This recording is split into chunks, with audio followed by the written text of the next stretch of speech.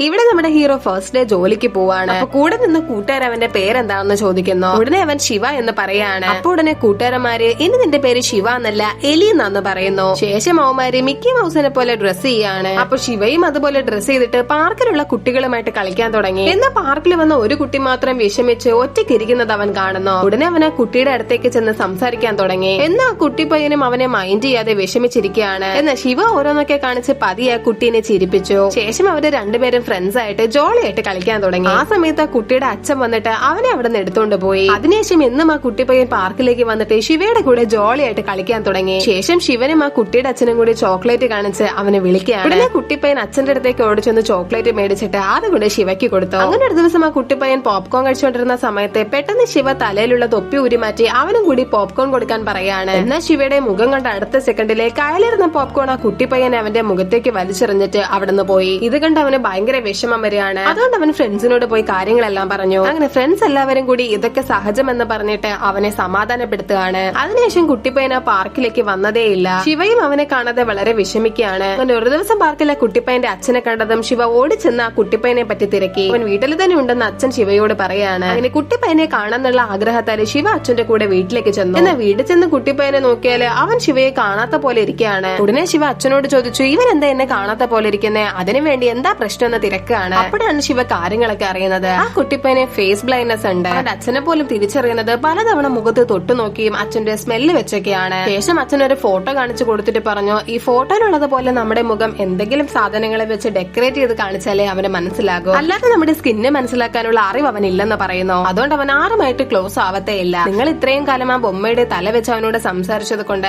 അവന് നിങ്ങളെ തിരിച്ചറിയാൻ സാധിച്ചു. അപ്പൊ ഇതുവരെയും ചിരിക്കാതിരുന്ന അവനെ ചിരിപ്പിച്ചതിന് ഒരുപാട് നന്ദി അച്ഛൻ ശിവയോട് പറഞ്ഞു. ആ സമയത്ത് ആ കുട്ടിപ്പയ്യൻ കണ്ണാടിയിൽ അവന്റെ മുഖം നോക്കുകയാണ്. അപ്പൊ അവന്റെ മുഖം അവനെ തന്നെ ബ്ലറായിട്ട് കാണുന്നത് കണ്ട് ഒരുപാട് വിഷമിക്കുന്നു. ആ സമയത്ത് ശിവ ആ ബൊമ്മയുടെ തല വെച്ചിട്ട് കണ്ണാടിയിൽ കൂടി ആ കുട്ടിപ്പയ്യനെ എത്തി നോക്കിയാൽ ആ കുട്ടിപ്പയ്യനെ ആ ബൊമ്മ തല നല്ല പോലെ അറിയാമായിരുന്നു. ഉടനെ അവൻ പാർക്കിലേക്ക് ശിവനെ തേടി ഓടി വരികയാണ്. ശേഷം അവൻ ഓടിച്ചെന്ന് ശിവയെ കെട്ടിപ്പിടിക്കുന്നു. അങ്ങനെ ഐഡന്റിറ്റി അറിയാതിരുന്ന രണ്ടുപേരും ഇപ്പൊ ഫ്രണ്ട്സ് ആവാണ്.